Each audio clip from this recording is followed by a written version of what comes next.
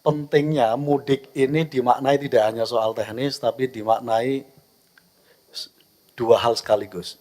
Penyelenggaraan teknis operasional dipersiapkan dengan baik.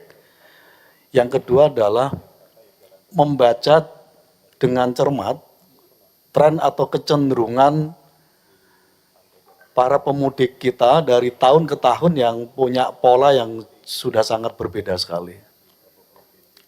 Dulu kalau kita mudik itu, kira-kira ada semacam kewajiban moral melaksanakan sholat Idul Fitrinya di kampung. Jadi kalau nggak di sana itu kira-kira nggak absah. Perasaan kita juga merasa kira-kira kurang, kira-kira begitu. Nah, tren hari ini kita rasakan betul bahwa beban moral itu sudah tidak ada lagi. Orang harus melaksanakan sholat Idul Fitri di kampungnya masing-masing. Karena itu bisa kita cek Pak Haris, pada hari H terjadi penumpukan kemacetan yang cukup luar biasa. Karena tidak ada one way juga, tapi tiba-tiba banyak perilaku pemudik kita yang pulangnya pas hari H setelah melaksanakan sholat di tempatnya masing-masing sebelum mudik. Saya kebetulan mengalami peristiwa ini, jadi saya kira ini perlu diantisipasi perilaku baru yang semacam ini. Saya bahkan menyimpulkan jangan-jangan nanti di hari hanya one way itu perlu diberlakukan. Karena melihat pengalaman kemarin yang terjadi penumpukan dari Jakarta nyampe ke Cirebon hampir membutuhkan waktu 7 sampai 8 jam. Karena tidak ada one way waktu itu. Dan perilaku ini saya kira akan terus terjadi. Perubahan ini akan terus terjadi. Ini catatan saya yang non teknis yang saya kira bisa menjadi concern kita bersama.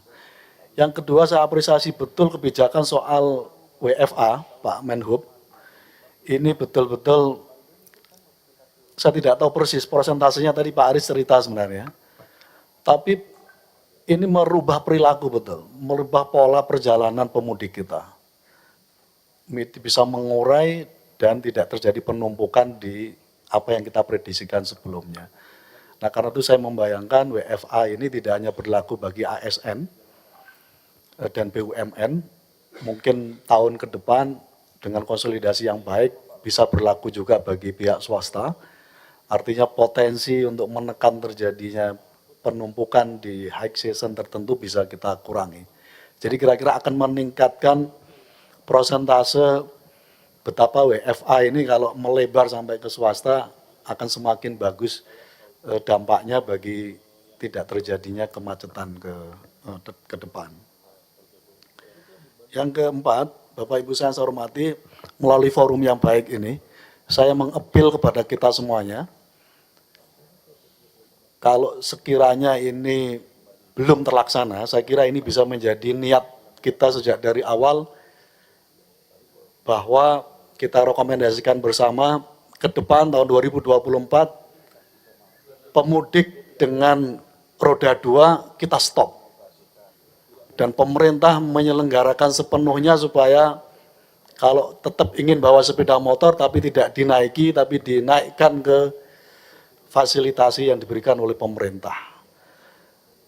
Butuh dihitung cermat memang Pak Menhub, Pak Menteri PU, tapi kalau ini jadi komitmen kita bersama tidak ada salahnya, karena sekali lagi nyawa yang melayang gara-gara ini hampir 80%, yang tahun ini mencapai hampir 500 itu, saya kira menjadi catatan penting kita, ini angka cukup besar, kita bisa bayangkan kalau yang meninggal seorang ayah, anaknya 5 atau 7, artinya hari-hari ini ada 5 sampai 7 anak yang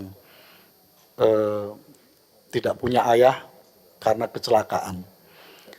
Saya kemarin melihat, saya kebetulan concern terkait dengan isu roda 2 yang melaksanakan mudik ini, saya lihat sudah ada penurunan yang cukup drastis, para pemudik kita yang menggunakan sepeda motor ini sudah tidak mengajak anaknya.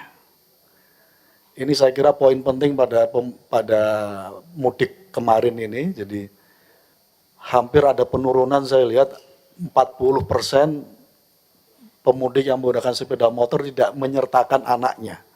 Saya kira ini poin penting, Kalau ini bisa kita tingkatkan lagi sampai menyetop ke depan, tidak boleh ada yang mudik menggunakan sepeda motor, dengan cara difasilitasi, dibantu sepenuhnya melalui fasilitasi moda angkutan umum yang lain, saya kira ini akan menjadi langkah terobosan yang baik bagi masa depan kita dalam rangka mengurai tingkat kecelakaan yang masih cukup relatif mengganggu kita bagi perjalanan mudik di masa-masa yang akan datang.